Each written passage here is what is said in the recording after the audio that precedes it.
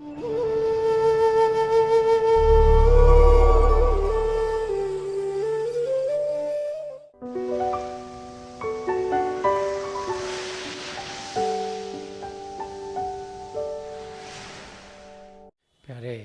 बुजुर्गों, माताओं, भाई और बहनों, संत दर्शन सिंह जी महाराज हमें समझा रहे हैं कि ऐसे मौके ज़िंदगी में आते हैं जब हम समझते हैं कि शायद हमारे सद्गुरु या पिता परमेश्वर हमारी ओर ध्यान नहीं दे रहे। ऐसे मौके इंसान की ज़िंदगी में आते हैं जब चीज़ें ठीक नहीं हो रही हों, और हम सब ठीक किसको समझते हैं? जो चीज़ हमारी समझ के लिहाज से हो रही हो उसको हम ठीक समझते हैं, और जो हमारी समझ के विपरीत हो उसको हम समझते हैं कि चीज़ ठीक नहीं। तो हमारे ख्याल में जो ठीक हमें लग रहा हो जब वो होता नहीं, तो हम सोचते हैं कि शायद हमारे सद्गुरु या पिता परमेश्वर हमारी ओर ध्यान नहीं दे रहे, और इसीलिए हमारी ज़िंदगी में हलचल बढ़ती चली जा रही है। एक सच्चे शिष्य को मालूम है कि पिता परमेश्वर और हमारे सद्गुरु हर समय जो हम सब के लिए बेहतर है वो हमारी ज़िंदगी में डालते हैं। वो चाहते हैं कि हम एक अच्छा इंसान बने, वो चाहते हैं हमारा ध्यान पिता परमेश्वर की ओर हो। जो जो हमारी ज़िंदगी में घटता है वो पिता परमेश्वर की रज़ा में घटता है। तो एक जो सच्चा शिष्य है उसे मालूम है कि जो कुछ उसकी ज़िंदगी में हो रहा है उसकी बेहतरी के लिए हो रहा है। उसकी समझ सही है जो इस स्टेट तक पहुंच जाता है, तेरा बाना मीठा लागे। क्योंकि उसे मालूम है कि जो जो उसकी ज़िंदगी को बेहतर बनाने के लिए चाहिए वही उसकी ज़िंदगी में घटेगा। और ऐसा इंसान जो रिसेप्टिव होता है वही फिर बहुत कुछ पाता है। अब एक सत्संग में हज़ारों लोग आते हैं और सद्गुरु की आंखों से जो रूहानी किरणें आ रही हैं सबकी तरफ बराबर तरीके से जा रही हैं। जो रिसेप्टिव होते हैं वो उन किरणों को अपने अंदर ग्रहण कर पाते हैं और उसका अनुभव कर पाते हैं। जिनका ध्यान और चीज़ों में लगा हो, जिनका ध्यान बाहर की दुनिया में हो, वो जब उनकी और आध्यात्मिक तरक्की के लिए रूहानियत की किरणें आती हैं तो वो उन्हें ग्रहण कर नहीं पाते, क्योंकि वो अंदर से ग्रहण करने के काबिल नहीं हैं। तो हम काबिल कैसे बने कि हमारे अंदर सद्गुण हो? बार बार बार संत कृपाल सिंह जी महाराज फरमाते थे कि an ethical life is a stepping stone to spirituality, के हमारे अंदर सद्गुणों का होना रूहानियत के रास्ते पर बढ़ने का पहला कदम है। तो एक ज़िंदगी जो कि सच्चाई से जी जाए, कि truth is high but true living is still higher, के सच्चाई तो अच्छी है लेकिन सच्ची सुच्ची ज़िंदगी उससे भी ऊंची है। उस किस्म की जो ज़िंदगी जीता है वो फिर अपनी मंजिल तक पहुंच सकता है। एक वाक़या पर्शिया में एक राजा थे, उनका नाम था साइरस। वो चाहते थे कि उनके बच्चे जो लड़के थे उनके वो अच्छे बने, तो शुरू से उसने अपने बच्चों को सिखाया कि वो ऑनेस्टली जिया करें, सच्चाई से जिया करें।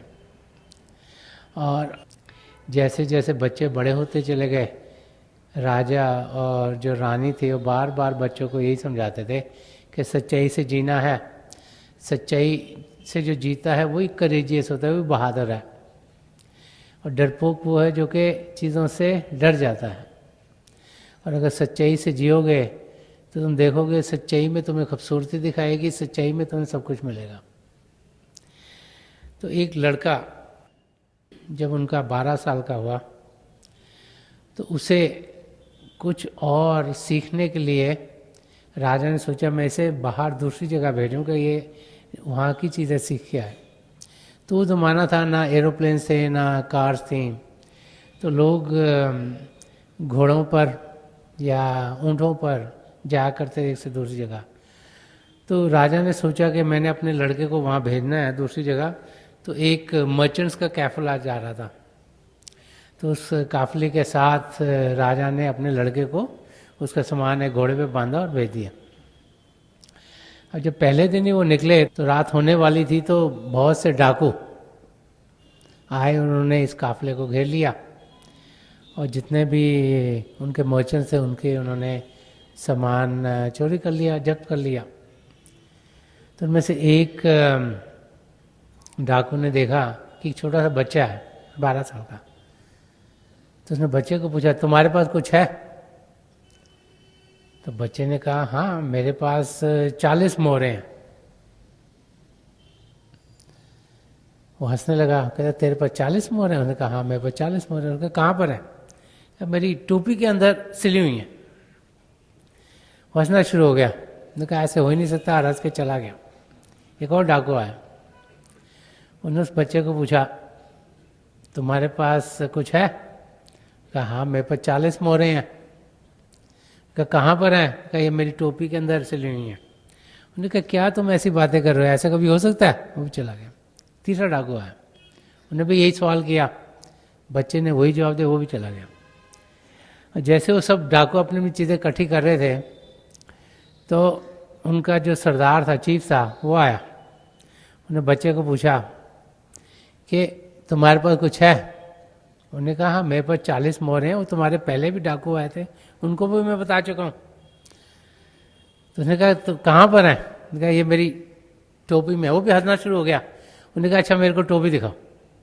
तो जब टोपी दिखाई, देखा उसमें 40 मोहरें थी। तो जो डाकू का चीफ था उसने कहा कि तुम्हारे पास ये 40 मोहरें थे, तुम सच्चाई क्यों बोल रहे हो? तुम्हें पता है, तुम बताओगे मुझे तो हम ये ले जाएंगे तुमसे। तो लड़के ने कहा कि मुझे मेरे पिताजी ने सिखाया कि झूठ नहीं बोलना, और जो झूठ बोलता है वो डरपोक है।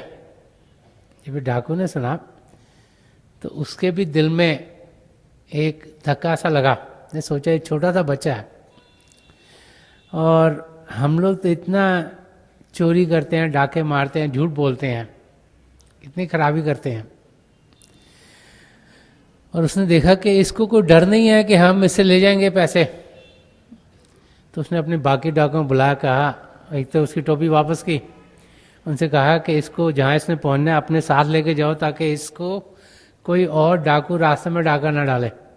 तो जब हम सच्चाई की ज़िंदगी जीते हैं तो हम देखते हैं कि हमारी ज़िंदगी में अच्छी चीज़ें होनी शुरू हो जाती हैं।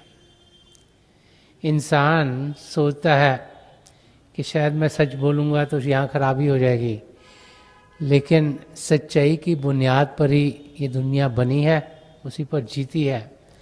और जो सच्चाई से जीता है वही अपनी मंजिल तक पहुँचने के लायक है। इंसान घबराता रहता है कि मैं इसको ये बोल दूँगा, इसको ये बोल दूँगा, इसको ये बोल दूँगा। वो भूल जाता है कि पिता परमेश्वर हमारे अंग संग, हम जो भी कर रहे हैं उनकी नज़रों में कर रहे हैं, उनसे दूर नहीं कर रहे। उनके लिए तो हम एक खुली किताब है, और वो भाई बहन जो सच्चाई के साथ अपनी ज़िंदगी जीते हैं, चाहे शुरू में आपको लगेगा तकलीफ़ें हो रही हैं, आप देखोगे कि आपकी ज़िंदगी बेहतर होगी, आपकी ज़िंदगी अच्छी होगी, आपकी ज़िंदगी ऐसी होगी जिसमें जब आप भजन अभ्यास के लिए बैठेंगे आपका ध्यान आसानी से टिकेगा।